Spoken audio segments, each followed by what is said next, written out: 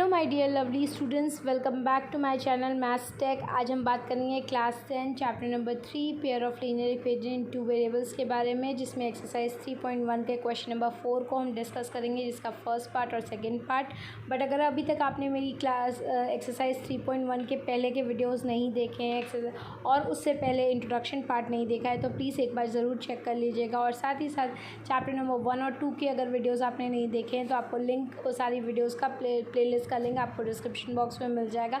आप उसको एक बार ज़रूर चेकआउट कर लीजिएगा और अगर कहीं भी यूज़फुल लगे तो please do not forget to subscribe my channel. तो स्टार्ट करते हैं एक्सरसाइज 3.1 का क्वेश्चन नंबर 4 का फर्स्ट पार्ट। ओके, तो आप पहले क्वेश्चन नंबर 4 देखते हैं क्या है। Which of the following pair of linear equation are consistent और inconsistent and if consistent obtain the solution graphically. मतलब सबसे पहले हमें चेक करना है कि pair of linear equation consistent है कि इनकंसिस्टेंट। जैसे क्वेश्चन नंबर 3 में हमने चेक किया था वैसे ही हम पहले चेक करेंगे। अगर वो कंसिस्टेंट होगा तो हमें उसको ग्राफ के थ्रू प्लॉट करके उसका सोल्यूशन निकालना है। सो यहाँ पे पहला पार्ट है x plus Y is equal to 5 और दूसरा इक्वेशन है 2x plus 2y is equal to 10। पहले इक्वेशन को जब हम स्टैंडर्ड फॉर्म में लिखेंगे वो हो जाएगा x plus Y minus 5 is equal to 0। When we compare with a1x plus b1y plus c1 is equal to 0, a1 हमें 1 मिलेगा, b1 हमें 1 मिलेगा, c1 हमें मिलेगा माइनस 5। और जब हम second equation 2x plus 2y minus 10 को कंपेयर करेंगे तो हमें a2 मिलेगा 2, b2 मिलेगा 2 और c2 मिलेगा माइनस 10। अब हम क्या करेंगे, रेशियोज़ निकालेंगे। Now we will find a1 upon a2, वो हमें मिलेगा 1/2, b1 upon b2 1/2, c1 upon c2 minus 5 upon minus 10, simplify करने में 1/2 मिलेगा। तो since we can see that a1 upon a2 is equal to b1 upon b2 is equal to c1 upon c2, that means कौन सी condition satisfy हो रही है, infinitely many solution की। So we have infinitely many solution and हमें पता है अगर इनफाइनाइटली मैनी सोल्यूशन है तो हमारा टाइप ऑफ सिस्टम क्या है, consistent. So will write therefore our type system is consistent. और अगर ये कंसिस्टेंट है तो हमें इसको ग्राफिकली भी सॉल्व करना है। So now we will solve our equation graphically. First equation के लेंगे x plus Y is equal to 5। हमें x की वैल्यू पुट करके y की वैल्यू निकालनी है और फिर y की वैल्यू पुट करके x की वैल्यू निकालनी है। इस तरह से हमें दो सोल्यूशंस निकालने हैं।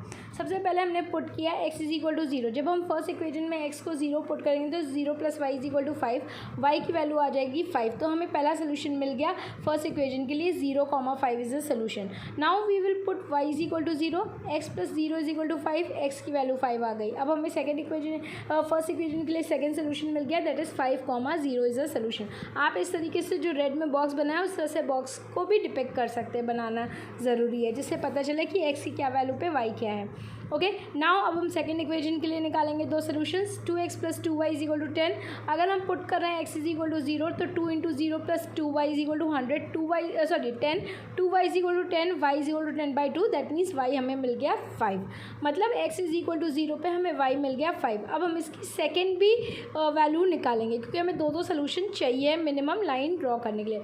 सो we will put y is equal to 0, 2 into X plus 2 into 0 is equal to 10, 2x is equal to 10, x is equal to 10/2, that is equal to 5। So हमें x भी क्या मिल गया, 5 मिल गया। So we will get this time solution 5,0 is the solution. Now अब हमें x के पहले इक्वेशन के लिए भी दो सोल्यूशंस मिल गए थे, सेकेंड इक्वेशन के लिए भी हमें दो सोल्यूशन मिल गए कि जब x 0 होगा तो y 5 और जब y 0 होगा तो x 5 होगा। And now what we will do, we will now draw the graph. अब हमें इसे ग्राफिकली भी रिप्रेजेंट करना है क्योंकि ये कंसिस्टेंट सिस्टम था इसलिए। ओके, तो अब हम ग्राफ ड्रॉ करेंगे। ग्राफ ड्रॉ करने के लिए हमें पता है हमारे पास दोनों इक्वेशन के दो सोल्यूशंस हैं, उसके अकॉर्डिंग सबसे पहले हम ग्राफ ड्रॉ करेंगे। ग्राफ ड्रॉ करने पे हम उसके बाद प्लॉट करेंगे पॉइंट्स को। तो देखते हैं कैसे हमें ग्राफ ड्रॉ करना है। ये तो सबको पता है ग्राफ ड्रॉ करने के लिए, बट रिमेंबर रहे कि हम कैसे लिख रहे हैं आंसर, वो भी बहुत मैटर करता है। हमने यहाँ पे लाइन ड्रॉ की, जब हमने देखा तो x और y दोनों वैल्यूज़ 0,5 और 5,0 आ रही है फॉर बोथ द इक्वेशन। तो हमने दोनों को प्लॉट किया, दोनों लाइन हमारी कैसी आ रही है, कोइंसिडेंट। और हमको ये बहुत अच्छे से पता है, जो इंट्रोडक्शन में हमने टेबल पढ़ा था उसके अकॉर्डिंग कि अगर इनफाइनाइटली मैनी सोल्यूशन आ रहे हैं तो हमारा ग्राफ ड्रॉ करने पे कोइंसिडेंट लाइंस बनेगा। तो यहाँ पे हम क्या करेंगे, यहाँ पे हमने लाइन ड्रॉ की और लाइन पे हम मेंशन भी करेंगे कि क्या हमारी लाइंस हैं। रिमेंबर है, ग्राफ भी हमें ड्रॉ करना है तो बहुत ही नीटली ड्रॉ करना है, हर एक पॉइंट को, हर एक कोऑर्डिनेट्स को अच्छे से मेंशन करना है, हाईलाइट करना है।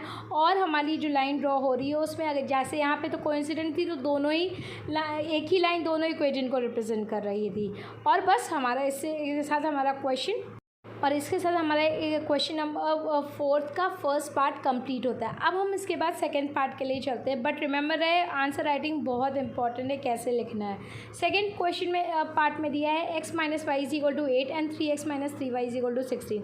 पहले इक्वेशन को हम स्टैंडर्ड फॉर्म में लिखेंगे तो x minus Y minus 8 is equal to 0। When we compare with a1x plus b1y plus c1 is equal to 0। a1 हमें मिल गया 1, b1 मिल गया -1, c1 मिल गया -8। नाउ सेकेंड इक्वेशन लेंगे 3x minus 3y minus 16 is equal to 0। When we compare with a2x plus b2 y plus c2 is equal to 0। So a2 हमें मिल गया 3, b2 मिल गया -3, c2 मिल गया 16। अब हम कंपेयर करेंगे रेशियोज़ को। a1 अपन a2 हमें मिल गया 1/3, b1 upon b2 -1 upon -3 will give 1/3, c1 upon c2 is equal to -8 upon -16, it is 1/2।